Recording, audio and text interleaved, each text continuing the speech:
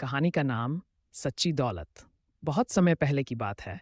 एक छोटे से गांव में रामू नाम का एक गरीब किसान रहता था। उसके पास जमीन थोड़ी थी और मेहनत बहुत।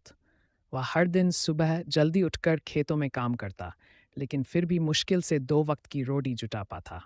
रामू के पास एक चीज थी जो सबको चकित कर देती थी, उसका हंसमुख स्वभाव।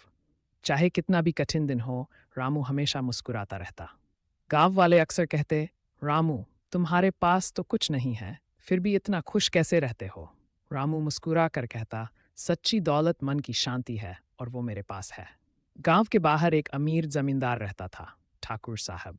उसके पास ढेरों जमीन जायदाद, नौकर चाकर, गाड़ियां और सोने चांदी के बर्तन थे। लेकिन फिर भी वो हमेशा चिंतित, गुस्से में और दुखी रहता था। एक दिन ठाकुर साहब ने सोचा, मैं इतना अमीर हूं फिर भी सुखी नहीं, और वो रामू, उसके पास तो कुछ नहीं फिर भी हमेशा खुश।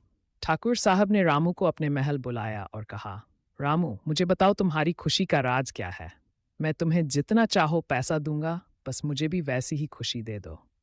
रामू मुस्कुराया और बोला, ठाकुर साहब, खुशी कोई चीज़ नहीं जो खरीदी जा सके। ये तो सोच का तरीका है। मैं जो कुछ भी पास में है उसमें संतोष पाता हूँ। जब सूरज उगता है मैं उसे देखकर भगवान को धन्यवाद देता हूँ। जब खेत में मेहनत करता हूँ तो उसकी खुशबू मुझे सुकून देती है। और जब परिवार के साथ बैठकर सादा खाना खाता हूँ तो लगता है जैसे राजा का भोज हो। ठाकुर साहब कुछ देर चुप रहे। फिर पहली बार उन्होंने मुस्कुराना सीखा। उस दिन के बाद ठाकुर साहब ने धीरे धीरे अपने लालच को कम किया और गांव में गरीबों की मदद करने लगे। उन्होंने रामू को अपना गुरु मान लिया। सीख, सच्ची दौलत पैसों में नहीं बल्कि संतोष और प्रेम में